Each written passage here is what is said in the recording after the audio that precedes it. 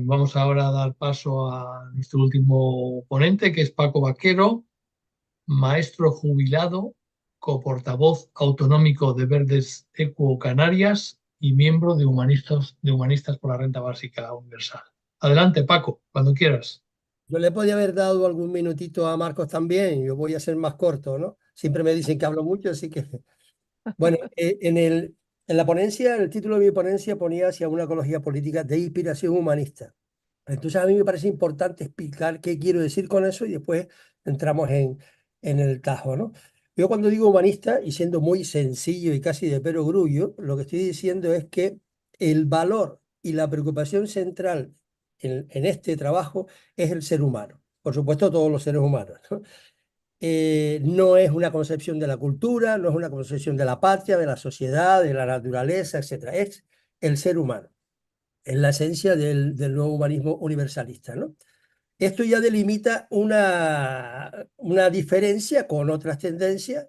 Delimitar no quiere decir confrontar, sino que simplemente delimita con aquellas otras personas que igual están trabajando en la misma dirección para una renta básica, pero que parten de otros conceptos, ¿no? En nuestro caso, eh, partimos de ese concepto del ser humano. Pero claro, ¿qué sucede? Que yo me he encontrado por experiencia con otras personas que estamos trabajando juntos, en el cual me dice, hombre, pero por supuesto que es el ser humano, eso está incluido ya en lo que nosotros decimos. Después empiezan a haber problemas, porque cuando se llega a la operatividad del asunto, resulta que empezamos a caer en cuenta de que a lo mejor no partimos de la misma concepción de lo que es un ser humano. Aquí damos por supuesto de que todo el mundo tiene la misma idea, pero la cosa no está tan clara, ¿no? Entonces es importante que eso también quede definido, sin andar en muchas profundidades. Yo me voy a atrever a dar una definición de lo que yo creo que es el ser humano. El ser humano es un ser histórico y social, tiene otra historia y se relaciona, que tiene una intencionalidad y su capacidad de transformación es, por un lado, externa, transforma su medio natural que incluye su propio cuerpo, y también a su medio social. Va construyendo en las sociedades que son totalmente diferentes y diversas, va construyendo cosas. Tiene esa capacidad de transformación externa, digamos, ¿no? Tendemos por externa, o mejor explico, también tiene capacidad de transformación interna, su propia conciencia y su propia manera de percibir el mundo que le rodea. De hecho, alguien podría decir, bueno, esa es la evolución del pensamiento humano. Es una prueba de que tenemos la capacidad de transformar nuestra propia conciencia, por lo menos algunos. No sé si todos, ¿no? Eh, Tiene capacidad de reflexión, o sea, es capaz de no dar una respuesta automática como dirían los conductistas, sino en diferido después de reflexionar. Insisto, por lo menos algunos. Eh, y lo que es importante es que siempre está en la búsqueda de la trascendencia y de buscar un significado a por qué estar aquí. Y para mí ese es el motor de todo lo que ha hecho. Antes se comentaba por ahí, yo creo que coincido, ¿no? Que todo el trabajo del ser humano, cuando digo que transforma su medio, pongo un ejemplo. Ustedes perdonen porque a veces me salen el rejo de maestro y puedo ser muy simplista, pero bueno, ya me lo dirán, ¿no? Si nosotros nos vamos al Polo Norte, no nos quedamos quietos esperando a que nos salga pelo para defendernos del frío. Nosotros lo que hacemos es que cortamos 4 cachos de hielo, nos hacemos un iglú y nos montamos un kiosco ahí, ¿no? Y de hecho hay poblaciones que están ahí. O sea, transformamos el medio. Nosotros vamos por el medio de un bosque y vemos naturaleza, pero si vemos una cabaña, eso es una intención determinada, lleva una dirección. Es una decisión y lleva una dirección. También lo hacemos con nuestro cuerpo. A día de hoy nadie se sorprende de, sobre todo con toda la conflictividad que ha habido con respecto al género, que soy, que no soy. En realidad eso es decisión que están tomando las personas sobre su propio cuerpo. Teniendo eso en cuenta, resulta que aquí todo es proceso, nada es una hecatombe que ha pasado, no es un elemento natural, sino decisiones que vamos haciendo. Y el desarrollo humano ha llevado a eso. En un principio salía en diferentes partes del planeta, si tal civilización, después caía, salía la otra, pero ahora ya hace bastante tiempo que estamos conectados, aunque no caigamos en cuenta de eso todo. Tecnológicamente estamos conectados hace mucho, sobre todo desde que algunos empezaron a darse cuenta de que si la bolsa de Japón abría antes y la nuestra tiene que esperar porque estamos en Occidente y aquí va a haber problemas, entonces por ahí se empujó, ¿no? Pero todavía no estamos en una percepción o en un sentimiento de caer en cuenta de que si se rompe una central nuclear en Japón, el pescado panga que me sale más barato aquí, igual no lo compro porque viene contaminado. Entonces, las cosas, quizás la pandemia o como se dijo, nos dio una idea. En el caso de Canarias, llegó el primer caso de España por la isla de La Gomera, una de las más pequeñas. O sea que eso da una idea de la situación en la que estamos. Bueno, ¿cómo justificar entonces, si ya tenemos una definición de la cual nosotros partimos, del ser humano, qué pasa con la situación actual? Evidentemente, al tener esa definición de ser humano, todo el trabajo que hagamos aquí con la renta básica o que uno potenciará, el beneficiario final va a ser toda la humanidad. Si uno queda fuera, ya no sale, no funciona el invento. Entonces, ¿qué pasa? Nos encontramos en un mundo donde algunos economistas, sin entrar en mucho definición, tiene una economía esta que le llaman en K, por aquello de la K, ¿no? O sea, los ricos cada vez más ricos, los pobres cada vez más pobres. Y eso está creando unas tensiones muy gordas, ¿no?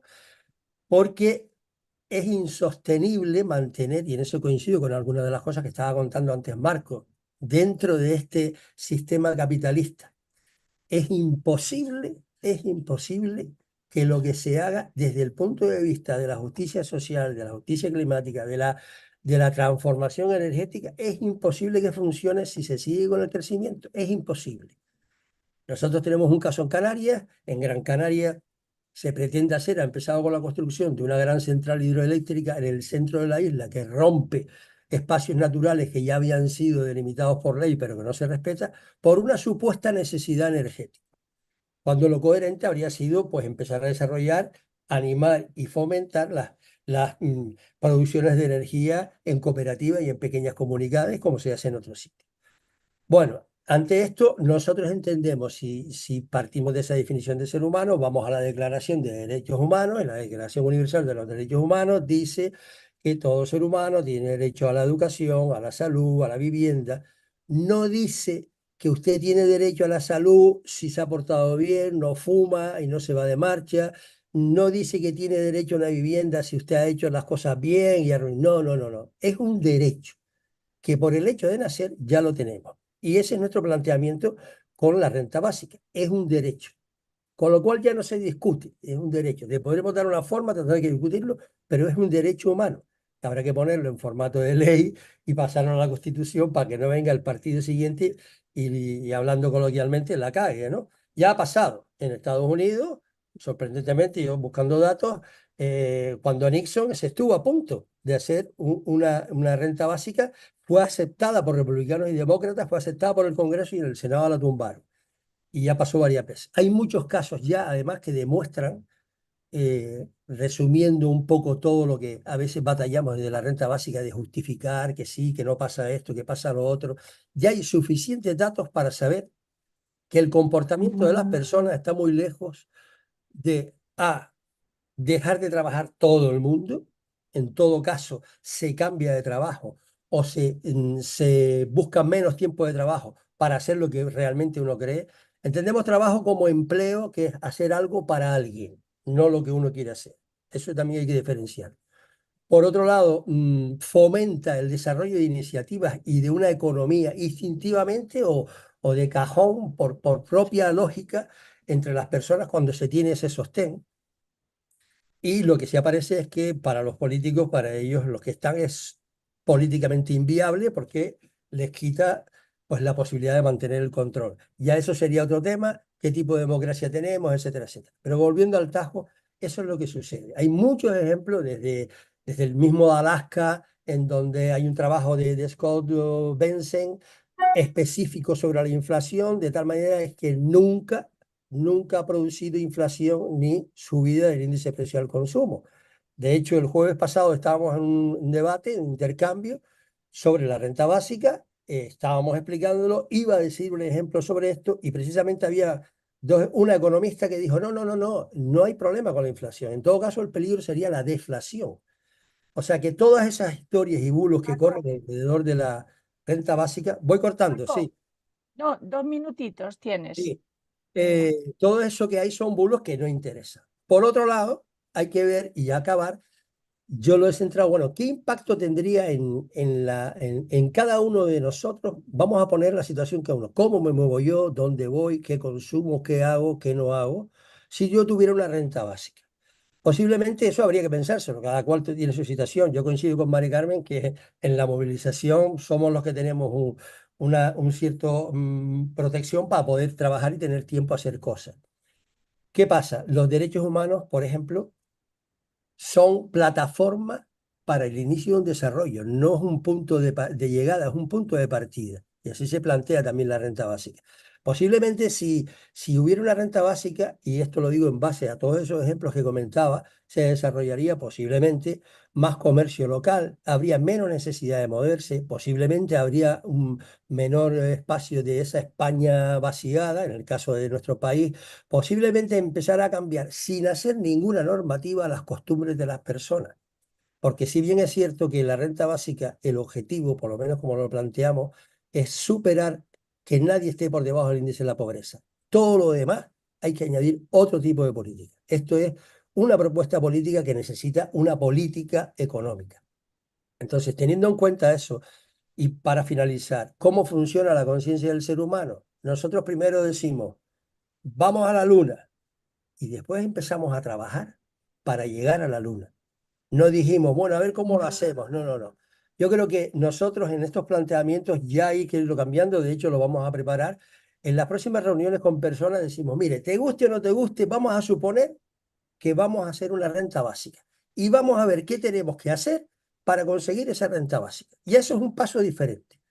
O sea, te guste o no te guste, imagínate que hay una renta básica y que vamos a por ella. ¿Qué tendría que hacer? El resultado por ahora que lo hemos hecho en Petit Comité es que empieza a comentarse desde la propia experiencia, oye, pues resulta que yo trabajaría, resulta que empiezan a salir y se da una participación más real y efectiva, ¿no? Yo creo que esta manera de mentar, primero la imagen y después qué es lo que tenemos que hacer para conseguirlo, es fundamental y además es como funcionamos, ¿no? Desde mi punto de vista, ¿no? Nada más, muchas gracias. Gracias. Muchas gracias, Paco.